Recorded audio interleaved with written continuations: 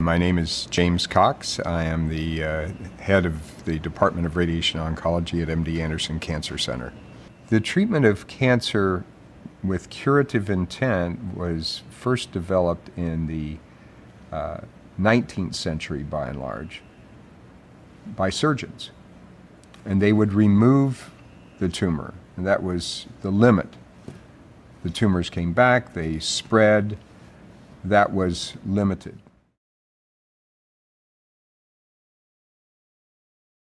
Cancer is a group of over 100 diseases characterized by abnormal, uncontrolled cell growth. In a healthy body, cells grow, die, and are replaced in a very controlled way. Damage or change in the genetic material of cells by environmental or internal factors sometimes results in cells that do not die and continue to multiply until a mass of cancer cells or a tumor develops. Most cancer-related deaths are due to metastasis, malignant cells that penetrate into the circulatory system and establish colonies in other parts of the body. Great advancements have been made, but cancer is still the leading cause of death for people under the age of 85. In the United States, 1 in every 4 people die from cancer.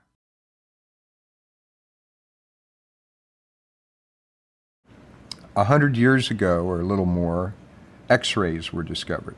And within just a couple years, they were used first for the treatment of tumors on the surface of the body. Cancer of the skin, cancer of the breast. Within 20 years, investigators had found ways to use X-rays to treat tumors of the tonsil and of the larynx, tumors that couldn't be removed surgically, and yet cure them. And so already by the 1920s, we were curing patients, they were curing patients with cancer with X-rays and instead of surgery or along with surgery. Chemotherapy didn't come into the picture until the 1950s.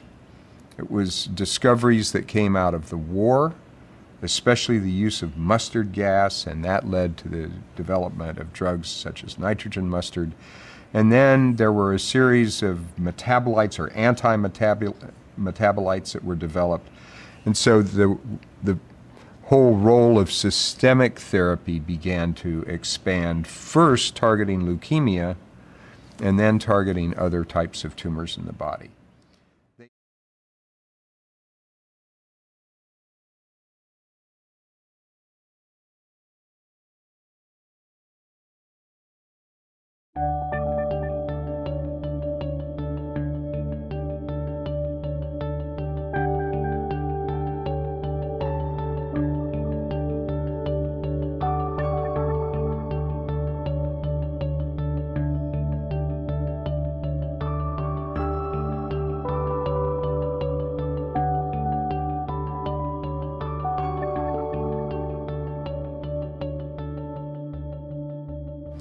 They all have their limitations. Surgery fails because the tumor cells have extended beyond the field of surgery. Radiation therapy fails because sometimes the tumors are too big, or sometimes the tumors have spread beyond where we can image them or figure they are. Chemotherapy fails because although it can control tumor cells that are microscopic, it fails where the big tumors are. Putting all of those together is really the most successful approach to the treatment of cancer. How we put them together, we need better drugs. We need better focused radiation, and radiations that leave out normal tissues, because when we put drugs and radiations together, we have side effects on normal structures that make it very, very unpleasant for the patients. So if we can leave those structures out, let's say by using proton therapy, we can avoid that toxicity.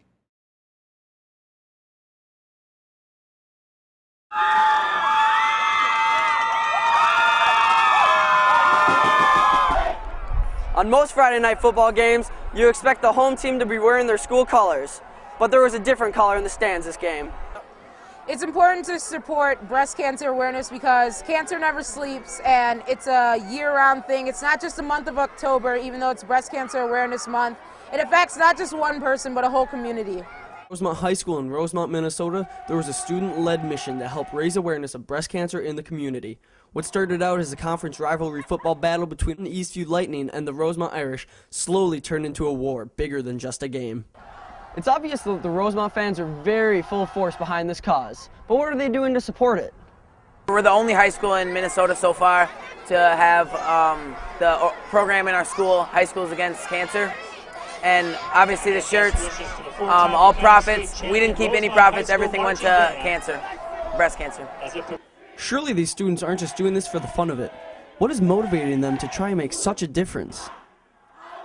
My friend's mom is affected by it, and like I said, it just affects all of us in the whole, like all of us behind me, like we all got affected by her getting it, and we all feel her pain, we all feel her struggle, but we also fight her fight and help her fight through it and be positive and strong. It's exciting to see the fans so pumped up about a great cause, but what do the players think? I think dedicating the game to a cause like breast cancer is great because it shows the students are just willing to see a cause that's greater than themselves through the game of football, and I think it's a great idea. Rosemont Irish fans are making sure that the war on breast cancer is being won.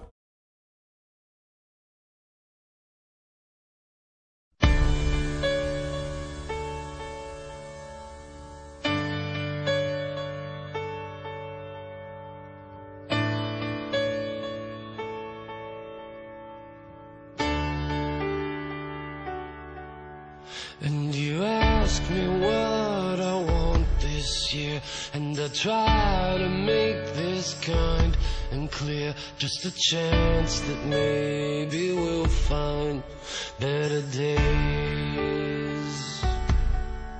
'Cause I don't need boxes wrapped in strings and designer love and empty things. Just a chance that maybe we'll find better days.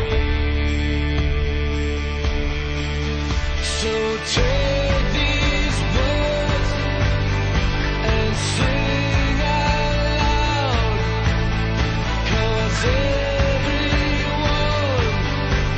is forgiven now. 'Cause tonight's the night the world begins again.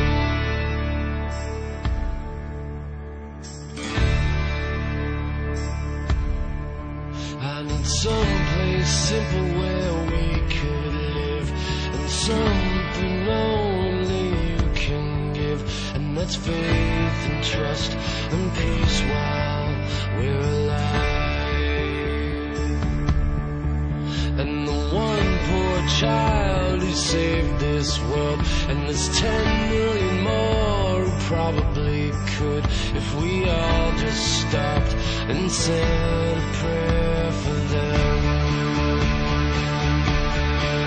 So take these words and sing out loud, 'cause everyone is forgiven now. 'Cause tonight's the night the world begins again.